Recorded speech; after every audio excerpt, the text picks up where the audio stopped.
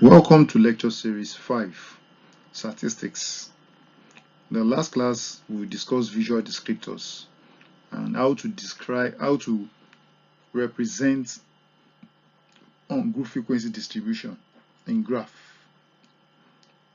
Today, what we'll look at, we'll still continue with visual descriptor, but this time around, we'll look at how such data can be represented, a group data can be represented using visual descriptors.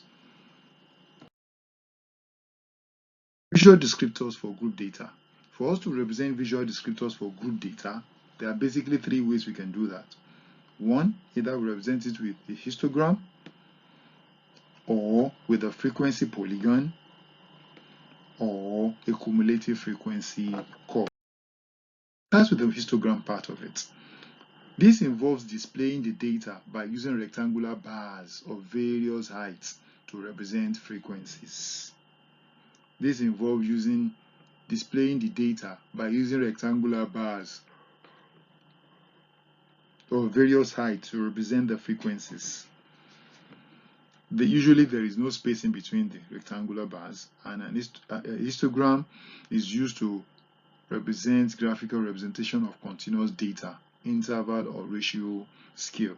I think we did display that while we were looking at representing on group frequency distribution in the frequency distribution table.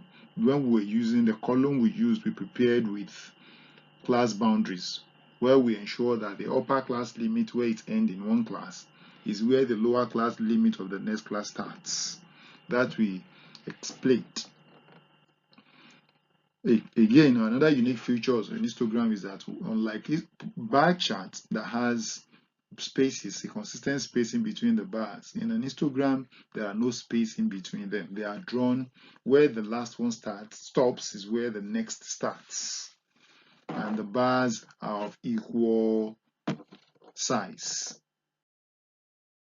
Frequencies are plotted on y-axis, while the x-axis will be represented with the real class limits.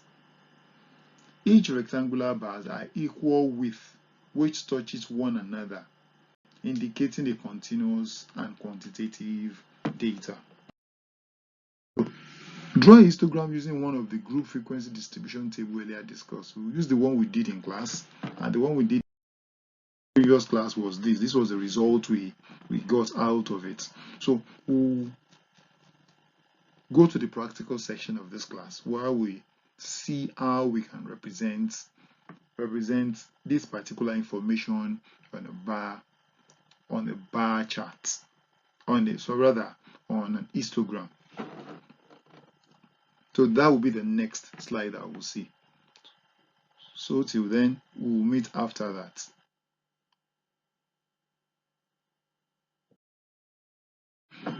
Welcome back.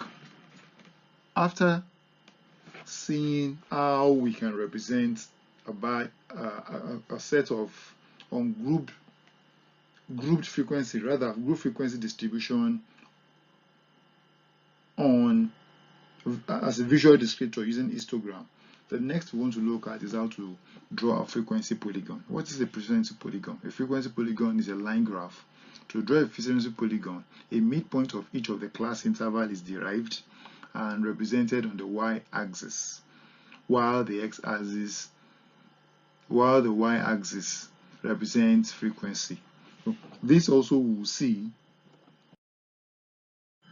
practical session. The midpoint is the point located in the middle of the class where we add the upper limit and the lower limit together and divide by 2, and are plotted against the respective frequencies, and the points are joined with lines to make graphical representation. Frequency polygon can be derived by joining the middle of the histogram rectangular bars. So what we do next again, draw a frequency polygon. So you will use the already existing histogram that we drew, then find the midpoint of each and see how we can join that to get a frequency polygon. So we'll also take a break here and also look at the other parts of the practical parts of it where we'll do that on the graph sheet.